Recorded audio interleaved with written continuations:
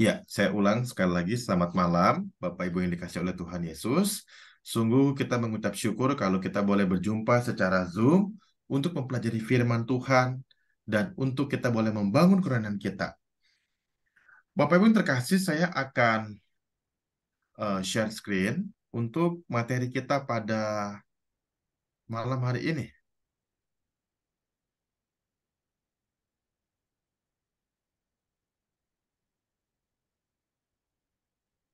Ya, kita belajar sebuah tema yaitu Building a Church with a Gospel Culture.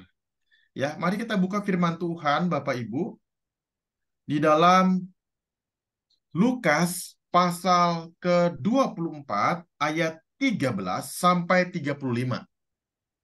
Mei, Kita buka Lukas pasal 24 ayat 13 sampai 35. Saya rindu kita satu orang, karena ini cukup panjang, satu orang baca 4 ayat. Sebelumnya mari kita berdoa kepada Tuhan ya Bapak Ibu, kita minta pimpinan Tuhan. Bapa di dalam surga, kami mungkin pernah mendengar mengenai Injil atau gereja yang berbudaya Injil atau bagaimana Gospel Center yang sedang dibahas oleh banyak gereja. Dan kami percaya Tuhan bahwa Injil adalah satu kekuatan daripada Tuhan yang menyelamatkan orang percaya. Itu setiap kami. Dan pada hari ini kami akan merenungkan mengenai Injil atau mengenai kehidupan yang berpusat kepada Injil. Bagaimana kami juga menjadi orang-orang percaya yang mempunyai Injil yang hidup, yang keluar terpancar dari kehidupan kami. Pimpinlah Bapa perenungan firman Tuhan pada saat ini. Biarlah setiap kami yang belajar mengenai Injil, kami diberkati dengan limpah oleh firman Tuhan. Pakai hamba-Mu dan setiap kami, dan biarlah firman-Mu berbicara kepada kami, Bapa. Terima kasih, Bapak. Terpujilah Kristus. Haleluya. Amin. Bapak Ibu, kita buka Lukas 24 ayat 13 sampai 35. Satu orang kita membaca 4 ayat. Ya, saya mohon mungkin Pak Charles pertama membaca dulu 4 ayat, lalu kemudian teman-teman yang lain. Terima kasih. Lukas 24 ayat 13. Pada hari itu juga 2 orang dari murid-murid Yesus pergi ke sebuah kampung bernama Emmaus yang terletak kira-kira 7 mil jauhnya dari Yerusalem. Dan mereka bercakap-cakap tentang segala sesuatu yang telah terjadi. Ketika mereka sedang bercakap-cakap dan bertukar pikiran, datanglah Yesus sendiri mendekati mereka, lalu berjalan bersama-sama dengan mereka. Tetapi ada sesuatu yang menghalangi mata mereka, sehingga mereka tidak dapat mengenal Dia. Yesus berkata kepada mereka, Yesus berkata kepada Ya, mungkin Bu Eni dulu boleh, biar nanti setelah Bu Eni ya. Ya, ya makasih. makasih Pak. Mm-mm. Yesus berkata kepada mereka, apakah yang kamu percakapkan sementara kamu berjalan? Maka berhentilah mereka dengan muka muram. Seorang dari mereka namanya Kleopas menjawabnya, adakah engkau satu-satunya orang asing di Yerusalem yang tidak tahu apa yang terjadi di situ pada hari-hari belakangan ini? Katanya kepada mereka, apakah itu? Jawab mereka, apa yang terjadi dengan Yesus orang Nazaret? Dia adalah seorang nabi yang berkuasa dalam pekerjaan dan perkataan di hadapan Allah dan di depan seluruh bangsa kami. Tetapi imam-imam kepala dan pemimpin-pemimpin kami telah menyerahkan dia untuk dihukum mati dan mereka telah menyalibkannya. Ya, boleh Bro Wirandi. Ya, makasih ya. Padahal kami dahulu mengharapkan bahwa Dialah yang datang untuk membebaskan bangsa Israel. Padahal kami dahulu mengharapkan bahwa Dialah yang datang untuk membebaskan bangsa Israel. Tapi sementara itu tapi beberapa perempuan dari kalangan kami telah mengejutkan kami. Pagi-pagi buta mereka telah pergi ke kubur dan tidak menemukan mayatnya. Lalu mereka datang dengan berita bahwa telah kelihatan kepada mereka malaikat-malaikat yang mengatakan bahwa ia hidup. Dan beberapa teman kami telah pergi ke kubur itu dan mendapati bahwa memang benar yang dikatakan perempuan-perempuan itu. Tetapi dia tidak mereka lihat. Lalu ia berkata kepada mereka, "Hai kamu orang bodoh, betapa lambannya hatimu, sehingga kamu tidak percaya segala sesuatu yang telah dikatakan para nabi." Ya, yang lain, makasih. Bukankah Mesias harus menderita semuanya itu untuk masuk ke dalam kemuliaannya? Lalu ia menjelaskan kepada mereka apa yang tertulis tentang dia dalam seluruh kitab suci, mulai dari kitab-kitab Musa dan segala kitab nabi-nabi. Mereka mendekati kampung yang mereka tuju, lalu ia berbuat seolah-olah hendak meneruskan perjalanannya. Tetapi mereka sangat mendesaknya, katanya, "Tinggallah bersama-sama dengan kami, sebab hari telah menjelang malam dan matahari hampir terbenam." Lalu masuklah ia untuk tinggal bersama-sama dengan mereka. Iya, ada yang lain? Kalau tidak, saya boleh. Bu Ayu, apa bisa? Silakan. Oh, kalau gitu saya ya. Ayat 30. Waktu ia duduk makan dengan mereka, ia mengambil roti, mengucap berkat, lalu memecah-mecahkannya dan memberikannya kepada mereka. Ketika itu terbukalah mata mereka, dan mereka pun mengenal dia. Tetapi ia lenyap dari tengah-tengah mereka. Kata mereka seorang kepada yang lain, "Bukankah hati kita berkobar-kobar ketika ia berbicara dengan kita di tengah jalan? Dan ketika ia menerangkan kitab suci kepada kita?" Lalu bangunlah mereka dan terus kembali ke Yerusalem. Di situ mereka mendapati ke-11 murid itu. Mereka sedang berkumpul bersama-sama dengan teman-teman mereka. 2 ayat lagi, silakan sukarelawan. Kata mereka, kata mereka itu, sesungguhnya Tuhan telah bangkit dan telah menampakkan diri kepada Simon. Lalu kedua orang itu pun menceritakan apa yang terjadi di tengah jalan dan bagaimana mereka mengenal dia pada waktu ia memecah-mecahkan roti. Ya, terima kasih untuk rekan-rekan yang telah membacakan. Nah, kita melihat mengenai uh, membangun gereja yang berbudaya Injil. Nah, Bapak Ibu yang terkasih, kalau kita bicara mengenai Gospel Center, mungkin kita mendengar hal ini, ya. Sekarang ini banyak gereja-gereja Injili yang membahas tentang Gospel Center. Ya, mungkin saya tidak menyebut gereja mana, ya, mungkin kurang begitu baik. Tetapi saya mau katakan bahwa ada gereja-gereja di beberapa kota besar di Indonesia sekarang sedang giat atau membahas mengenai Gospel Center atau kehidupan atau gereja yang berpusat kepada Injil. Lalu saya mendengar cerita dari teman saya, oh itu ada gereja Gospel Center ya di sebuah kota besar di Jawa. Kemudian eh, waktu gereja-gereja karena pandemi banyak jemaat yang cari khotbah-khotbah yang bagus dan mungkin pindah gereja. Tapi gereja Gospel Center bisa mendulang jemaat, jemaatnya bertambah dan seterusnya. Ya ini adalah sebuah fenomena Bapak Ibu ya. Saya tidak mengatakan bahwa kita dengan belajar budaya Injil, Gospel Center kita menjadi semakin rohani dan seterusnya. Tidak. Atau mungkin kita semakin baik karena ini adalah ajaran yang baru, yang bagus. Tidak. Bapak Ibu kalau mau kita cermati mengenai Gospel Center, ini dibahas secara nyata dan cukup banyak di dunia, terutama oleh seorang yang bernama Timothy Keller. Timothy Keller orang Amerika, baru beberapa waktu ini meninggal dunia, ya kurang lebih beberapa waktu ini, saya lupa, nggak sampai setahun mungkin meninggal dunia karena sudah berumur juga. Dia buat buku banyak dan dia pergi keliling dunia untuk menceritakan tentang Gospel Center. Dia bahas tentang khotbah, tentang kisah Yunus, tentang anak yang hilang, dan seterusnya. Dan kemudian kita melihat bahwa eh, kira-kira 5 tahun belakangan ini di gereja-gereja Chinese Church atau gereja Injili, mulai banyak membahas gospel center. Dan mulai gereja-gereja yang tidak mempunyai satu pola pembelajaran gospel center, mereka belajar dari gereja yang gospel center. Ya. Nah, pertanyaan yang muncul adalah begini, Bapak Ibu. Apakah selama ini gereja dan orang Kristen tidak menjadikan Injil sebagai pusat dalam gereja dan hidup kita? Itu gitu loh.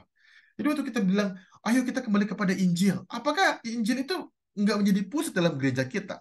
Yang kedua, mengapa kita harus menjadikan Injil sebagai budaya gereja?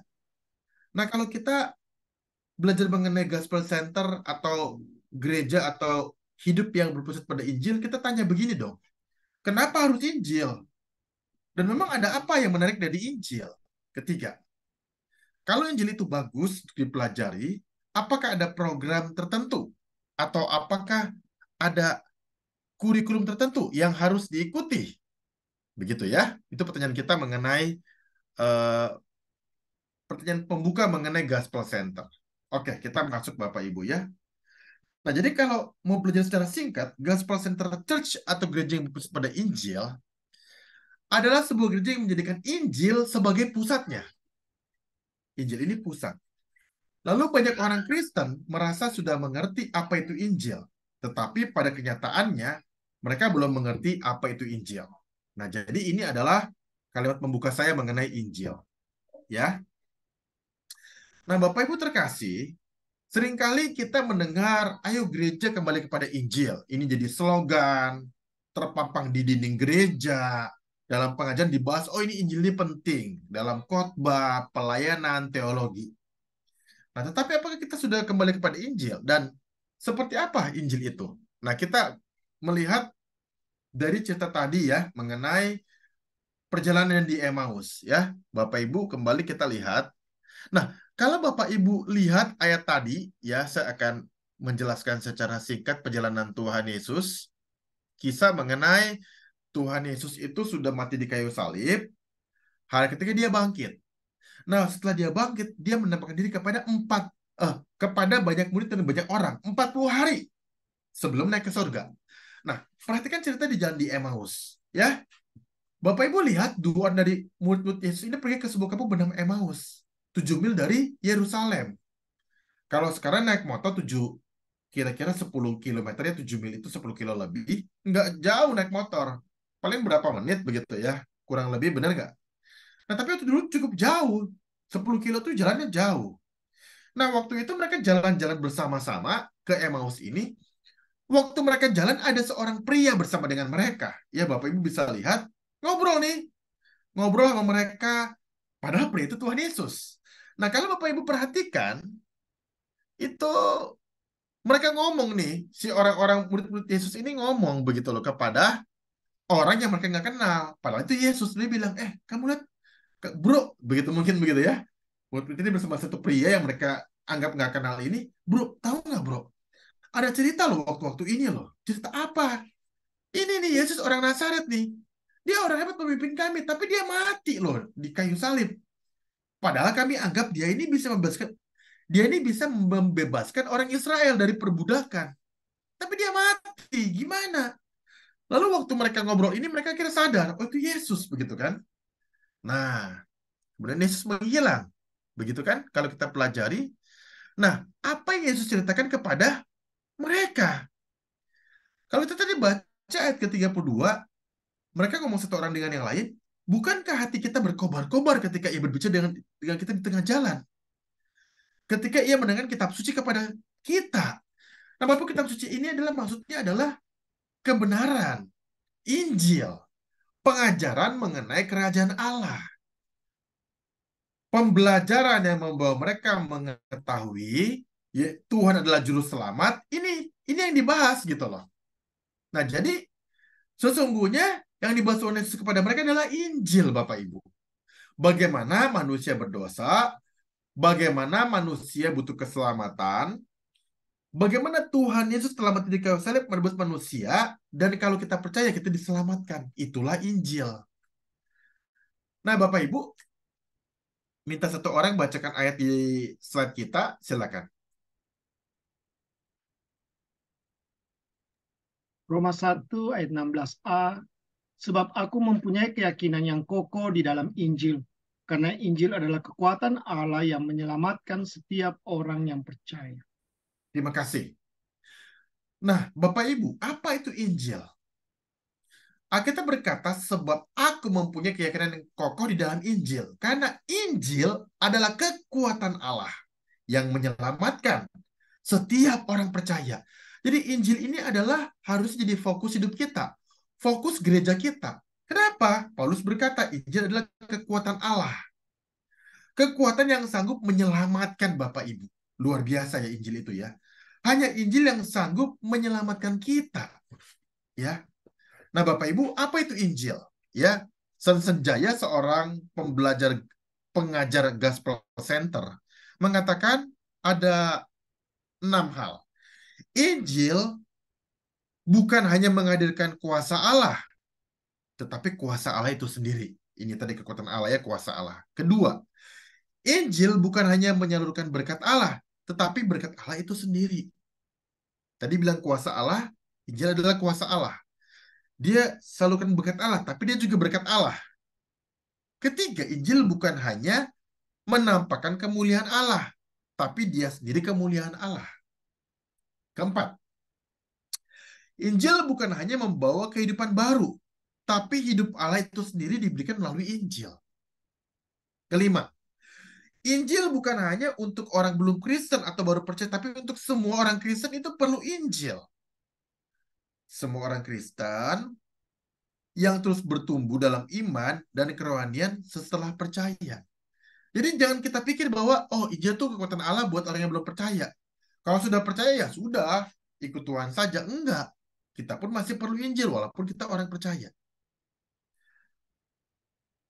Keenam, Injil bukan hanya relevan dengan soal keselamatan, tapi dengan setiap dan seluruh aspek kehidupan manusia.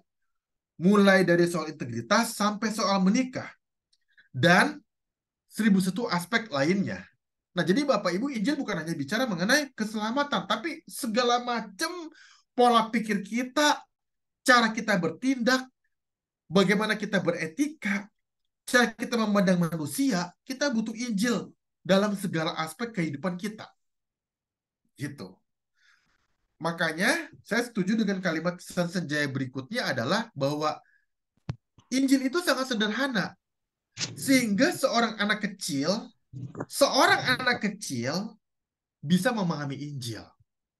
Tapi Injil pun sangat sulit. Sehingga teolog yang sangat pintar butuh waktu lebih dari seumur hidup dia untuk belajar. Sekali lagi Bapak Ibu ya, ini bagus sekali kalimatnya. Injil itu sangat sederhana, sehingga anak kecil pun bisa mengerti. Tetapi Injil juga adalah satu hal yang rumit. Sehingga teolog yang sudah ahli, tanda kutip, dia sudah belajar Alkitab puluhan tahun, dia pun perlu waktu lebih dari seumur hidup untuk mempelajari Injil. Paradoks Bapak Ibu ya. Artinya secara mudah kita bisa memahami. Tapi kalau kita mau menyelami Injil, kita butuh belajar lebih banyak. Nah Bapak Ibu, saya mengatakan kepada kita, pembelajaran Alkitab pada hari ini adalah introduksi kepada Gospel Center. Ya, jadi kita hari ini belajar kurang lebih 45 menit adalah introduksi kepada Injil, kepada Gospel Center. Dan bagaimana kita bisa menerapkan dalam hidup kita dan dalam gereja kita mengenai kehidupan yang Gospel Center. Oke, lanjutnya Bapak Ibu ya. Apa gunanya memahami Injil bagi kita? Pertama, kalau sebagai hamba Tuhan, ya, kita bisa melihat Alkitab dan gereja secara utuh sebagai Gospel Center. Maksudnya begini Bapak Ibu. Gospel Center menolong kita untuk memahami apa yang Allah kerjakan dalam kehidupan manusia. Ketika manusia itu dalam dosa, Allah menyediakan jalan keselamatan. Dengan mengutus Yesus datang ke dalam dunia, mati di kayu salib, menebus kita, membayar hutang dosa kita, dan menyelamatkan kita. Sehingga waktu kita percaya, kita diselamatkan. Nah, ini adalah konsep yang harus kita ingat, kita sadari seumur hidup kita, inilah yang menggerakkan hidup kita untuk mengikuti Tuhan, bertumbuh di dalam Tuhan sampai pada akhir hidup kita. Kedua, sebagai jemaat Tuhan, kita pun melihat Alkitab dan gereja secara utuh dan menghidupi gospel center. Ya tadi sebagai pengajar, waktu kita tahu bahwa alam menyelamatkan kita, kita perlu mengajar orang sehingga mereka sadar akan keselamatan dan mereka bisa melakukannya. Sebagai jemaat, kalau kita jemaat Tuhan, kita bisa memahami dan menerima keselamatan sebagai anugerah yang besar. Sehingga cara hidup, cara berpikir, cara kita bekerja, cara kita gunakan waktu dan sebagainya, kita bisa dengan prinsip-prinsip kerajaan Allah yang diajarkan Tuhan Yesus dalam Injil atau keempat Injil. Oke, ketiga. Gospel Center adalah sebuah ajaran yang kembali kepada Alkitab, kepada Kristus, kepada iman, kepada kasih karunia Allah. Ini yang dikumandangkan oleh Martin Luther sebagai pencetus gerakan reformasi pada tanggal 31 Oktober 1517 di depan pintu gereja Wittenberg. Dia mengatakan, sola scriptura, sola Christus, sola fide, sola gratia. Nanti ada lagi misalnya sola experientia dan soli deo gloria. Ini semua adalah ajaran yang mengembalikan kita kepada kebenaran Alkitab. Kalau kita boleh hidup diselamatkan hanya karena Alkitab, hanya karena Yesus, hanya karena iman, hanya karena kasih karunia, bukan semata-mata karena kita memutuskan untuk diselamatkan, tapi karena Tuhan memilih kita dan Dia menyelamatkan kita. Oke. Jadi Bapak Ibu, budaya Injil seharusnya bukannya sekedar diberitakan dari mimbar atau hanya sekedar slogan, tapi Injil harus menjadi budaya, bagian integral dari sebuah gereja. Bapak Ibu yang dikasih oleh Tuhan Yesus, jadi melalui Injil kita bersama-sama belajar untuk menjadikan Injil sebagai budaya. Gereja kita bukan saja hamba Tuhannya berkhotbah dari mimbar mengenai Injil, tetapi kita mau hidupi Injil tersebut dari hal yang kecil sampai yang terbesar. Nanti saya akan jelaskan lebih lanjut mengenai hal ini. Nah, Bapak Ibu terkasih, waktu kita mau Injil diterapkan dalam gereja kita, apa-apa yang kita lakukan mengenai Injil, kita menerapkan 5 poin ini. Pertama adalah amanat agung. Ya, kita perlu pergi ke bagian Injil. Bentuknya bisa macam-macam.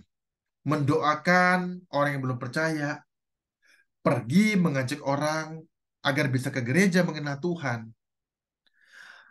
pergi kepada orang yang belum percaya agar mau terima Tuhan Yesus sebagai juru selamat, membagikan traktat. Nah, Bapak Ibu, saya lagi pesan traktat sama teman saya. Itu di Makassar ada namanya Kodania Abadi. Jadi teman saya ini di Makassar, itu cara penginjilannya dia cara yang sederhana. Dia selalu pesan traktat dengan judul-judul yang berkaitan dengan Natal, Paskah. Kalau momen Paskah, dia bagikan traktat Paskah. Kalau Natal, dia bagikan traktat Natal, dan seterusnya. Bagaimana cara dia bagi? Dia kasih ke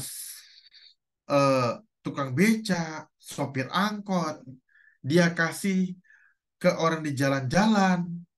Kalau di mall, dia simpan di dekat WC, di kursi, di mana saja dia bagi. Bapak Ibu tahu? Bapak Ibu, saya mau kasih tahu Bapak Ibu, teman saya ini dia bagi sudah bertahun-tahun. Dan setiap hari dia selalu pakai celana itu yang ada beberapa kantong, dia taruh 10 traktat. Dia bagi-bagi traktat itu setiap hari paling nggak dia bagi 10. Sudah bertahun-tahun Bapak Ibu ya, sudah ribut, ratat dia bagi. Saya dikasih beliau, kasih ke saya dikasih berapa ratus ratat, saya juga bagi. Kadang-kadang saya bagi diselipin di wiper mobil, saya taruh di kursi di jalan, ketemu tukang beca, tukang parkir, saya kasih. Karena mereka bingung, ada apa ini Pak, kok kasih saya ini, buat apa? Oh iya, buat Bapak baca-baca, saya bilang. Siapa tahu Bapak Ibu dari sekian ratus kita bagi, itu ada orang yang tersentuh hatinya, memutuskan untuk percaya. Di setiap ratat yang kami bagi, itu ada nomor WA. Dan kadang-kadang saya kasih nomor WA saya. Teman saya kadang bilang, wah kamu bahaya loh, nanti kamu dicari, kamu dianggap seperti misalnya mengajak orang pindah ke agama Kristen. Saya bilang, ya itu risiko kita untuk mengabarkan Injil. Kita mau cara yang bagaimana? Mau cara langsung, atau cara verbal atau non-verbal, bagaimanapun kita tetap harus mengabarkan Injil. Nah, Bapak Ibu, jadi Gospel Center itu menekankan mengenai pengabaran Injil. Kedua, doktrin kasih karunia mengajarkan bahwa Kristus menerima kita apa adanya. Nah, Bapak Ibu, kadang-kadang gereja ini jatuh dalam dua ekstrim. Satu, gereja yang disiplin ketat. Ayo ke Tuhan, malas ke gereja, masuk neraka. Kalau kamu nggak sungguh-sungguh, kamu dihukum Tuhan. Kalau kamu tidak mau beri persembahan, Tuhan akan buat kamu sakit, dan seterusnya. Ini nggak salah sebenarnya Bapak Ibu.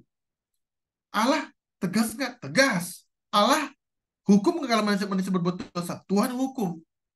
Tapi di sisi lain ada juga ekstrem yang mengatakan ikut Tuhan, pasti bahagia, pasti kaya, pasti sehat. Saya nggak sebut nama Bapak Ibu. Di Amerika ada sebuah tempat gereja yang besar sekali.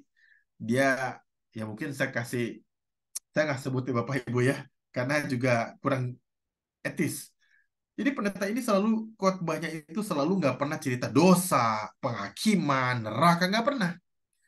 Dia bilang, kalau kamu ikut Tuhan, kamu diperlengkapi untuk menjadi orang-orang yang diberkati secara luar biasa. Kamu nggak akan turun, tapi kamu akan naik. Kamu tidak akan susah, tapi kamu akan mendapatkan kebahagiaan. Kamu tidak akan miskin, tapi kamu akan kaya. Wah, begitu ya. Ini gereja ramai Bapak Ibu, yang hadir itu jutaan orang setiap minggu. Tapi dua sisi ini, walaupun benar, tapi kurang Bapak Ibu. Harusnya gereja menceritakan anugerah yang cukup buat kita, bahwa kita tahu kita akan dihukum kalau kita berbuat jahat, tapi kita pun juga akan mendapatkan berkat dari Tuhan, karena memang Tuhan baik. Dia mau kita diselamatkan, dia mau kita mendapat kebahagiaan. Nah, tapi ini harus seimbang. Nah, Gospel Center atau gereja berfokus pada Injil adalah gereja yang seimbang. Injil ini menyeimbangkan kita bahwa kita telah ditebus oleh Tuhan, dan Tuhan terima kita apa adanya. Tapi kalau orang Kristen yang sungguh-sungguh, setelah diselamatkan, dia akan lawan dosa. Dia akan bertumbuh secara rohani, Bapak Ibu. Ketiga, Alkitab mengatakan bahwa semua jemaat Tuhan adalah imam dan pelayan Tuhan. Nah, ini adalah Petrus 2:9. Kamu adalah imamat yang rajani, dan seterusnya. Jadi kita semua adalah imam. Bukan hanya hamba Tuhan yang imam. Kita pun imam, paling tidak untuk keluarga kita. Begitu, ya. Keempat, kita sering mengatakan bahwa kita melayani sebagai ucapan syukur kepada Allah karena Dia telah menyelamatkan kita. Enggak salah, ini benar. Dan memang benar. Karena itu kita juga belajar untuk melayani Tuhan. Bukan karena kita melayani Tuhan balas jasa sama Tuhan karena Tuhan selamatkan kita, tapi karena kita bersyukur kepada Allah yang telah menyelamatkan kita. Kelima, kita sering mengajarkan bahwa ketika kita memberi persembahan, kita memberi sebagai ucapan syukur. Dan ini benar. Jadi kita memberi persembahan bukan untuk membayar harga darah Yesus. Oh, nggak bisa Bapak Ibu. Darah Yesus itu terlalu suci, terlalu mulia. Nggak bisa dibayar dengan uang, meskipun semua uang dalam dunia ini diberi kepada Dia, kita nggak sanggup bayar. Karena Dia darah yang kudus. Karena Dia adalah darah Tuhan sendiri yang jadi manusia untuk menebus dosa kita. Jadi dalam gereja yang Gospel Center, Bapak Ibu, Injil menjadi lensanya. Lensa itu apa Bapak Ibu? Kalau kita punya kacamata, Itu ada lensa. Kita melihat pakai lensa kacamata kita. Nah, jadi Injil itu sebagai lensa. Apakah kita lakukan ini sesuai dengan Injil dalam gereja kita? Nah, itu. Apa itu malah salah? Tadi kan sudah dibahas poin-poin mengenai Injil. Jadi harusnya Injil itu mengikuti yang tadi. Kabarkan Injil, hidup itu adalah anugerah, dan seterusnya. Motivasinya. Injil menjadi motivasinya. Apa motivasi kita beribadah sama Tuhan, Bapak Ibu? Ayo, coba ya, Bapak Ibu, kita coba sharing sedikit, Bapak Ibu ya. Bapak Ibu coba kita membayangkan, kita ke gereja setiap minggu berpuluh-puluh tahun, ada yang sudah 10 tahun, ada yang sudah ke gereja 30 tahun. Buat apa motivasi kita ke gereja, Bapak Ibu? Atau ada juga yang baru mungkin setahun atau 2 tahun. Apakah kita hanya berpikir, oh daripada minggu nggak ada kerjaan, ya udah kita belajar etika deh, belajar namanya ke gereja? Ataukah apakah seperti itu? Oke, Bapak Ibu boleh sharing satu orang misalnya tiap minggu ke gereja. Buat apa sih? Oke, silakan. Ada yang mau sharing, Bapak Ibu?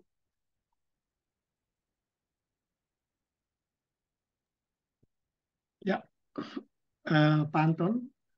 Jadi Ya, kita oke. ke gereja sebagai orang Kristen itu adalah karena untuk mengungkapkan rasa syukur kita. Jadi kita karena kita sudah diselamatkan, jadi kita datang untuk menyembah dan memuji Dia. Ya, itu Pak. Ya, terima kasih. Benar, Pak Charles. Ke gereja kita bersyukur sama Tuhan, kita mau memuji Tuhan, kita mau menyembah Tuhan, itu benar. Ya. Nah, Injil membawa kita untuk mempunyai motivasi yang benar dalam beribadah. Allah menetapkan 6 hari untuk bekerja, sehari untuk hari Sabat. Khususkanlah hari itu untuk menyembahku, kata Tuhan. Jangan pakai waktu itu untuk bekerja kembali. Nah, jadi motivasi-motivasi kita disempurnakan melalui Injil. Injil adalah tadi menceritakan bahwa Allah menyelamatkan manusia. Setelah dia selamatkan, dia mau kita punya motivasi yang benar dalam beribadah. Nah, jadi motivasi kita apa? Nah, motivasi kita harus benar dalam ibadah seperti yang Tuhan mau. Nanti ada lagi motivasi memberi persembahan. Ada lagi motivasi melayani. Dan seterusnya. Semua harus berpusat kepada Injil. Ketiga, modelnya. Injil bukan hanya tentang mengkhotbahkan kehidupan, kematian, kebangkitan Yesus.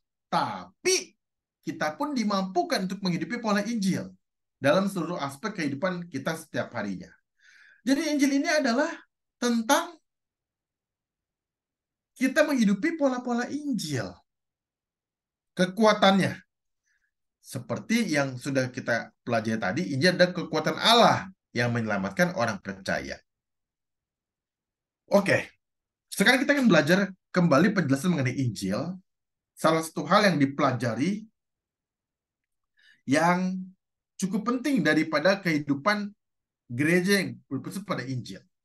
Nah, Bapak Ibu, dalam kehidupan kita, bagaimana kita melihat Allah? Nah, ada 2 hal, yaitu antinomianisme atau antinomianisme yang mengatakan bahwa kalau Allah tidak mengharuskan orang Kristen untuk taat kepada hukum moral apapun. Nah, jadi seperti yang tadi dijelaskan dengan bahasa yang lain, kita belajar mengenai antinomianisme ini maksudnya nggak ada hukum. Ikut Tuhan tuh pokoknya baik. Tuhan kan Allah yang baik. Tuhan nggak mungkin hukum kita. Nggak ada hukum. Nah, jadi penjabaran antinomianisme adalah bahwa Tuhan itu baik. Dia sudah selamatkan kita. Kadang-kadang kalau kita lupa ke gereja pun nggak masalah. Kalau kita lupa baca Alkitab pun nggak masalah. Tanpa hukum, Bapak Ibu. Nah, ada beberapa gereja yang tadi saya katakan melakukan antinomianisme. Nah, tapi ada juga versus legalisme atau legalisme. Nah, legalisme ini adalah menekankan intimidasi dan hukuman. Ya, ada yang percaya seperti ini. Wah, kalau ikut Tuhan kita harus baik-baik. Kalau nanti kita salah, kita lupa ke gereja, masuk neraka deh. Begitu ya. Nah, ini legalisme. Artinya, Tuhan akan menghukum orang yang salah secara ketat, secara adil, tanpa pandang bulu. Legalisme itu adalah bicara mengenai hukum yang terlalu berlebihan. Itu legalisme. Nah, jadi sesungguhnya Injil adalah di tengah-tengah antara antinomianisme dengan legalisme. Dalam Injil ada kepastian keselamatan.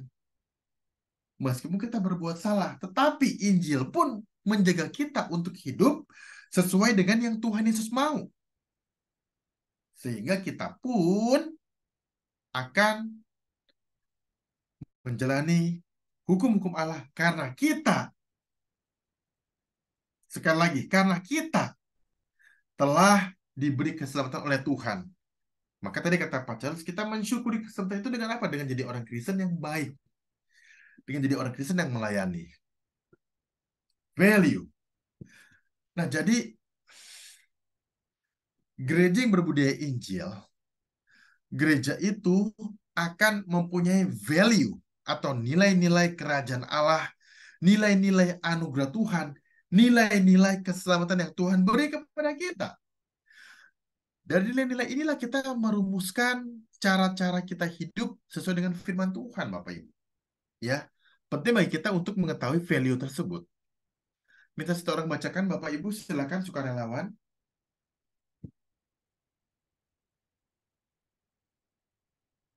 Ya, apa tadi ayatnya? Silakan, Bapak Ibu, satu orang sukarelawan.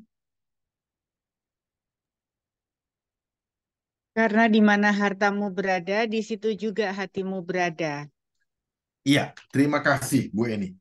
Nah, jadi value itu adalah nilai-nilai daripada Injil. Di mana hartamu berada, di situ pun hatimu berada. Bapak Ibu lihat ya, ini penting loh Bapak Ibu. Ada orang misalkan begini, hidupnya susah, lalu dia pikir, cari uang yang banyak adalah tujuan aku hidup, sehingga aku tidak perlu lagi susah. Dulu papa saya meninggal dunia, saya masih kecil, makan saya susah, teman-teman jajan saya nggak jajan, teman-teman beli HP, saya nggak punya HP. Hidup itu susah. Maka setelah dewasa saya bilang begini, saya mau cari uang yang banyak, supaya saya punya kehidupan yang baik. Ini firman Tuhan ini Bapak Ibu. Di mana hartamu berada, di situ hatimu berada. Kalau orang cinta uang, dia kerja mati-matian, bahkan mungkin dia nggak peduli tubuh dia sakit, dia akan kerja sampai dia dapat uang yang banyak. Nah, karena itu juga kita belajar, kalau kita punya value Injil, punya nilai Injil dalam hidup kita pun akan berjalan sesuai dengan kebenaran firman Tuhan. Amin ya Bapak Ibu ya. Contoh begini, kalau kita melihat ada seorang ayah yang waktu dia mau punya anak itu susah sekali. Tapi setelah dia punya anak, dia makanya bilang, anak saya adalah pribadi yang penting buat hidup saya. Maka dia sadar, dia jadi seorang ayah. Being a father. Nah, maka apa yang dia lakukan? Dia jaga bayinya dengan baik. Memberi makan kalau istrinya lagi sibuk. Kalau istrinya kecapean ngurus bayi, semalam-malaman kasih ASI. Dia akan bangun ganti popoknya. Dia akan dengan sungguh-sungguh merawat anaknya dengan baik. Nah, berarti bagi dia, anak itu bernilai. Paham ya Bapak Ibu ya? Seorang bapak nggak punya anak lama, setelah punya anak, dia akan menjaga dengan baik. Karena dia bilang apa? Saya ini papa sekarang, saya ini ayah sekarang. Nah, dia mulai menjadi nilai-nilai seorang ayah. Dia jaga anak dengan baik, dia punya uang, dia berikan makanan yang terbaik, vitamin, dia ajak anak dia olahraga, dan seterusnya. Karena bagi dia nilai-nilai anak itu adalah penting. Dan bagi dia seorang ayah, dia akan menjalani kehidupan sebagai ayah yang siaga. Jadi dia belajar Bapak Ibu nih, ganti popok, cuci botol susu, cuci baju bayi yang kotor, dia belajar. Nah, Bapak Ibu, kita perlu belajar untuk menerapkan gaspol serta dalam gereja kita. Setahap demi setahap, pelan-pelan demi pelan-pelan. Dalam hidup kita pun sama, kita juga membenahi hidup kita. Kalau kita malas baca Alkitab, kita baca lebih rajin. Kalau kita malas berdoa, doa lebih banyak, dan seterusnya. Maka kita akan membangun gereja yang berbudaya Injili. Oke, church values. Gereja yang selama ini tadi yang menekankan misalkan antinomianisme atau legalisme, gereja perlu kembali kepada tracknya. Bagaimana? Ya lihat khotbah ya, gospel center. Maka kita akan bisa menjadi gereja yang mempunyai nilai-nilai daripada Injil. Nah, Bapak Ibu, saya akan membahas sedikit mengenai budaya gereja. Contoh, kalau ada gereja yang dia anggap musik paling penting, oh Bapak Ibu lihat, gereja itu akan beli alat musik yang bagus, membeli sound system yang bagus ya dulu. Nggak tahu sekarang masih bagus kan, tapi kayaknya masih bagus. Ada tuh speaker merek Bose, BOSE, itu bagus sekali Bapak Ibu. Jadi gini Bapak Ibu, itu speaker bisa salurin suara melalui udara sehingga orang yang dekat dengan speaker nggak rasa keras. Orang yang jauhnya dari speaker nggak rasa kecil suaranya. Keren nggak Bapak Ibu? Jadi dia tuh melalui udara tuh dia menyebarkan suara. Biasa speaker Bapak Ibu waktu tahun 80-an, kalau dekat peng telinga kita karena keras banget suaranya. Tapi kalau jauh nggak kedengeran. Tapi Bose enggak. Bose itu taruh di atas, digantung. Bapak Ibu kalau lihat di gereja Kim Tong itu ada. Itu Bose, semua Bose itu mereknya. Itu speaker digantung di atas. Yang dekat nggak kerasa besar banget. Yang jauh nggak kerasa kecil banget suaranya. Rata semua suaranya. Dia alirkan suaranya dengan rata. Nah, kalau gereja anggap musik penting, dia pakai uang banyak ngurusin musik. Oke, sekarang berikutnya ya. Kalau gereja anggap penginjilan itu penting, dia akan terus jemaatnya untuk kabarkan Injil. Nah, jadi budaya-budaya gereja ini yang seringkali membuat kita bertanya-tanya, gereja mau apa sih? Nanti sebentar-sebentar ngurus ini, sebentar-sebentar ngurus itu. Nah, kadang-kadang kita bingung. Harusnya gereja digerakkan oleh nilai-nilai Injil tadi kita tadi pelajari di awal. Nilai-nilai Injil mengenai pengabaran Injil harus semua jemaat. Nilai-nilai bagaimana kita bersyukur atas kasih karunia Allah dalam keselamatan dan seterusnya. Inilah nilai gereja yang perlu kita pelajari. Oke. Maka kita perlu belajar membuat budaya yang lebih baik. Yaitu apa? Budaya gospel center.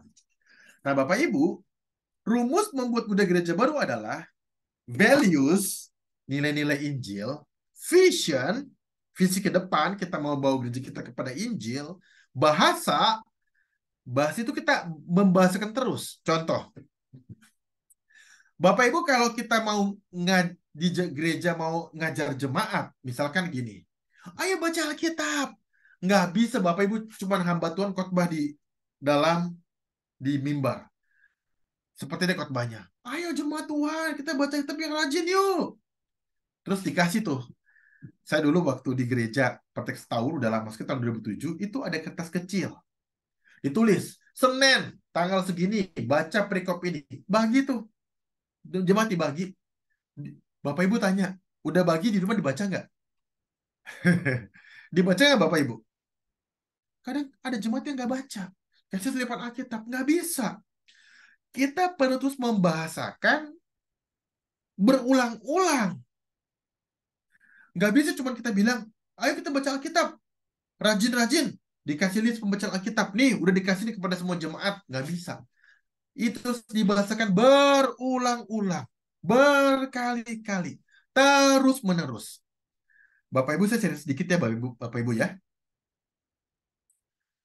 Saya, waktu dulu pelayanan di GKK, di sebuah gereja ya, saya nggak sebut nama. Dulu saya pernah pelayanan di Kota Makassar.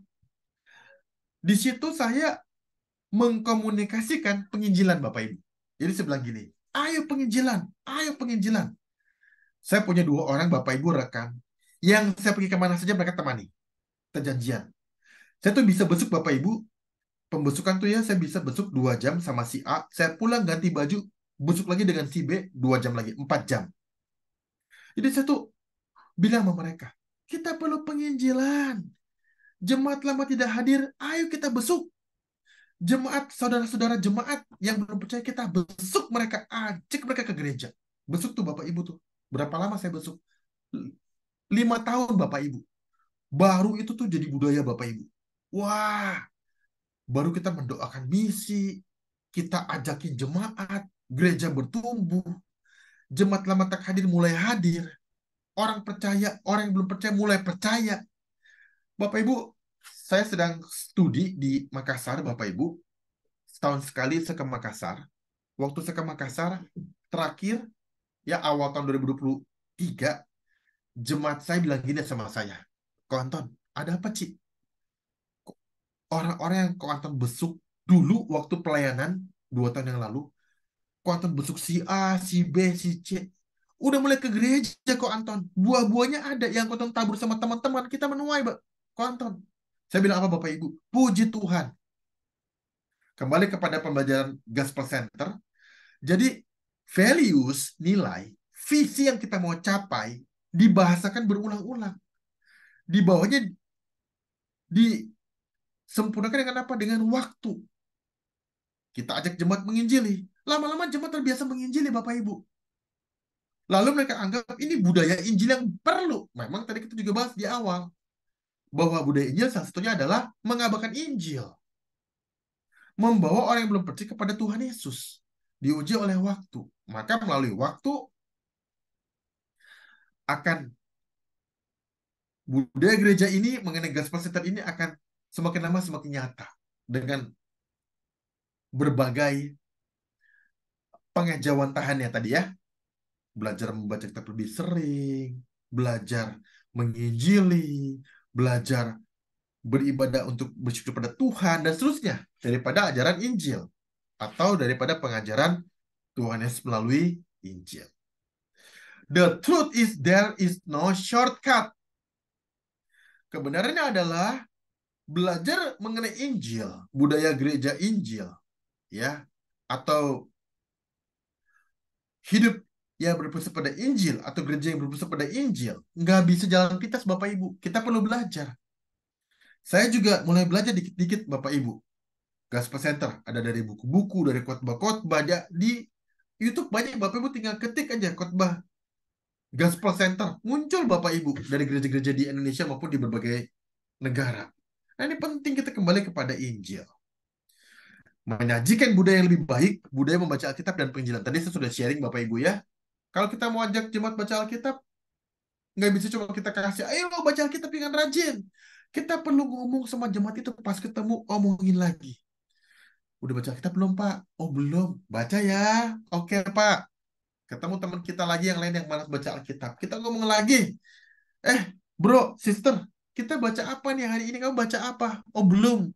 Yuk, baca yuk. Oke. Diulang-ulang. Diulang-ulang. Dalam khotbah diulang. Baca kita penting. Baca Alkitab penting. Ketemu mereka. Ajak mereka baca Alkitab. Kasih tahu mereka. Ajak mereka. Buat mereka senang baca Alkitab. Dan seterusnya. Kita harus membuat budaya yang lebih baik. Itu budaya Gospel Center. Nah Bapak Ibu, budaya adalah anggurnya. Dan seorang teolog bilang seperti ini. Bagus sekali. Budaya adalah anggurnya. Struktur daripada gereja mengenai Gospel Center adalah kantong kulit anggur. Budaya itu seperti listrik yang bisa menggerakkan. Tapi struktur adalah kabel-kabelnya. Siapa yang bicara ini Bapak Ibu? Seorang pendeta bernama Joy Bonifacio. Ya, ini orang Filipina yang bikin buku Lego Principle. Bagus. Dia pernah beberapa tahun yang lalu ke kota Surabaya untuk khotbah. Seminar IDMC. Saya pernah hadir. Bagus Bapak Ibu penyampaiannya. Jadi, kita perlu sistem untuk membuat gereja menjalani Gospel Center. Tapi kalau belum ada, kita mulai dulu dari sederhana. Dari sekarang, dari diri sendiri. Bapak Ibu, saya akan ceritakan mengenai McDonald. Di Tulungagung, Bapak Ibu baru seminggu ada McDonald. Kabupaten, Bapak Ibu maklum ya. Jangan bandingin lah pacarlah sama Singapura ya. Kami tinggal di kota kecil. Jadi McDonald itu, ya saya pernah makan, kita pasti pernah makan. Apa yang menarik dari McDonald Bapak Ibu? Saya ceritakan, mungkin Bapak Ibu tahu atau tidak, saya kurang tahu. Tapi kalaupun tahu, saya ceritakan nggak apa-apa ya Bapak Ibu ya. McDonald tidak pernah berikan franchise dia kepada siapapun yang punya uang banyak. Nggak bisa. Jadi ceritanya Bapak Ibu, pembina kami di Tulungagung ini punya sebuah lahan yang luas. Dia sewain sama McDonald sekian puluh tahun. Saya nggak tahu ya berapa lama, tapi pasti puluhan tahun karena dia invest begitu banyak. Dia bangun McDonald di Tulungagung selama kurang lebih hampir setahun.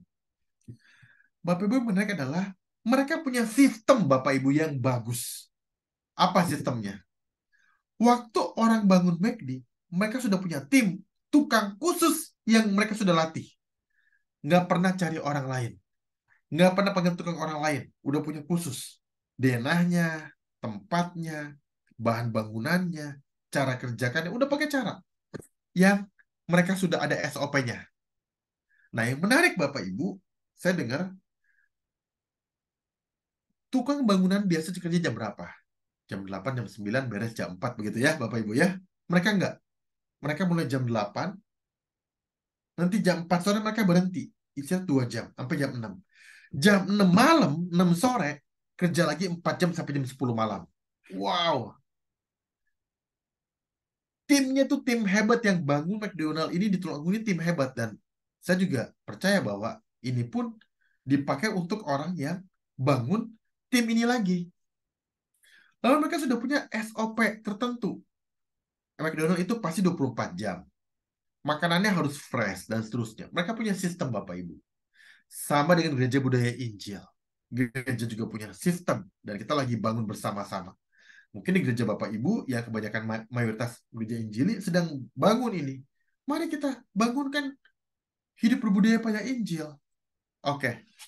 Kita akan mengambil kesimpulan dan penerapan. Kita perlu benar-benar dengan serius mempelajari Injil dari kekristenan atau di dalam kekristenan yang kita jalani Bapak Ibu. Kita perlu menerapkan Injil sebagai dasar kehidupan kita berjalan ya, berjemaat, bisa mempelajari Injil dari Alkitab, buku rohani dan khotbah mengenai Injil. Nah, Allah memberi kepada kita kasih karunia melalui pengorbanan di kayu salib. Syukuri, jangan kita nggak terima. Terimalah kesertaan dari Allah dan bagikanlah kepada orang yang belum percaya. Keempat, Injil akan membuat hidup kita mengalami Tuhan dan bersyukur bahwa dalam segala keadaan kita hidup dalam kasih dan penyertaan Tuhan. Bukan masih tertekan atas dosa, nggak perlu. Walaupun kita juga melawan dosa. Ya, Bapak Ibu, kita mengambil beberapa penerapan gospel kita dalam gereja. Mari kita kalau kita adalah seorang leader di gereja, pemimpin di gereja, kita coba pikirkan kembali definisi ulang. Apakah visi misi kita ini sudah sesuai dengan gospel center? Yang kedua, jemaat dan pelayan harus tahu mereka adalah pelayan Tuhan. Semua jemaat harusnya melayani Tuhan, minimal satu bidang pelayanan. Ketiga, penerapan pengajaran dan khotbah harus dibuka dengan Injil. Nah, Bapak Ibu, kalau kita belajar firman Tuhan, udah lari dari konteks Injil, kita salah. Yang keempat, ibadah juga harus berbasis kepada Injil. Bapak Ibu, puji Tuhan, kita telah membahas mengenai Injil. Kalau ada misalnya Bapak Ibu ingin sharing satu atau dua maksimal pertanyaan, silakan. Atau mau sharing, silakan.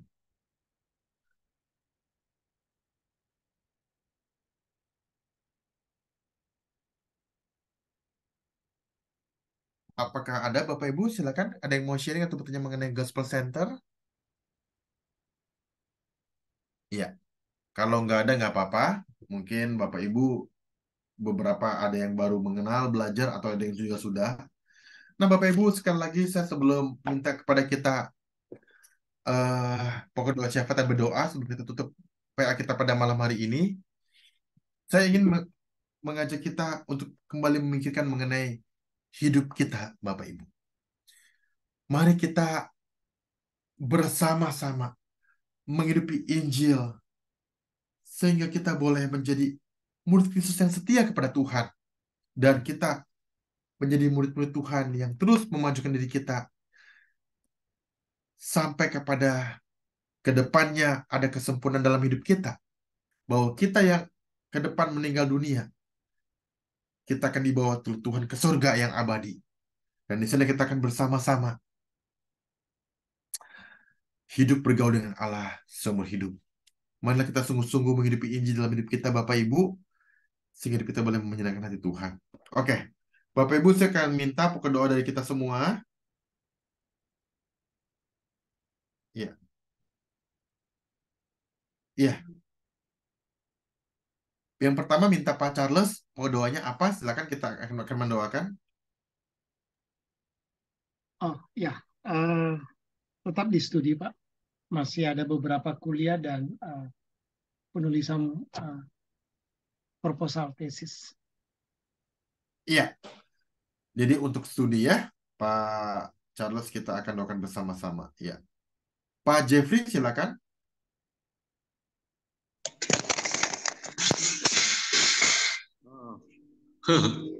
Ya, oke, silakan. Ya. Halo, shalom. Shalom, shalom, Pak. Ya. Saya punya kerinduan untuk pergi ke Israel. Oh iya. Mudah-mudahan di gereja saya tahun 2025 ada trip ke Israel. Mudah-mudahan saya bisa ikut. Terima kasih Oh. doanya. Oke, baik, baik. Ya. Boleh juga karena kita memang walaupun nggak wajib, kalau kita bisa pergi, kita berdoa di sana juga oke. Tidak. Dan itu juga bagus ya. Ya. Kita doakan Pak Jevinius yang mau pergi ke Israel, kira-kira trip tahun 25 bersama dengan gerejanya ya. Terima kasih. Iya. Pak Jacob Suwandi. Ya, malam Pak Anton. Malam. Ini saya minta tolong doakan anak saya yang baru jadi dokter ini. Ya. Ini bulan kan rencana pertengahan Oktober ini dia mau intensif ke daerah tertinggal gitu loh selama 1 tahun. Istilahnya wajib gitu dari pemerintah. Iya. Tempatnya ya kalau bukan di Kalimantan, Sulawesi atau NTT itu 3, Pak Anton. Tempatnya Kalimantan, Atau Sulawesi atau NTT. Oke. Daerah tertinggal selama 1 tahun. Istilahnya mereka itu Iya. intensif Iya. dari pemerintah gitu. Jadi Iya. tolong didoakan juga supaya bisa dapat tempat yang tepat untuk dia perlindungan Tuhan selama menjalani masa intensif ini, Pak Anton. Iya. Dokter Jeremiah ya? Apa Jeremia bukan? Jeremia ya. Oke, betul ya, nggak salah ya. Oke. Ya. Oke, ya. Ya, makasih Pak Jacob. Ada tambahan Pak? Sorry Pak, ada tambahan nggak? Itu aja saya Pak Anton. Oke, baik. Bu Ayu, untuk kesehatan saya dan suami. Oke, Bu Ayu, iya, oke ya, saya akan salin. Untuk kesehatan Bu Ayu dan suami. Oke, Bro Wiri, ya. Ya, malam kok. Makasih kok. Ya. Tolong didoakan usaha pekerjaan dan kesehatan keluarga kok. Pekerjaan dan kesehatan keluarga. Ya, oke. Thank you, Wir. Bro Wir. Bu Eni, silakan Bu Eni.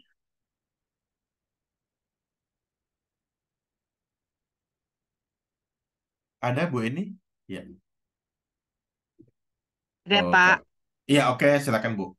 Doanya Bu. Ya, biasa aja supaya anak-anak memiliki hati yang takut akan Tuhan gitu aja Pak. Iya. Oke. Saya stop recording dulu ya.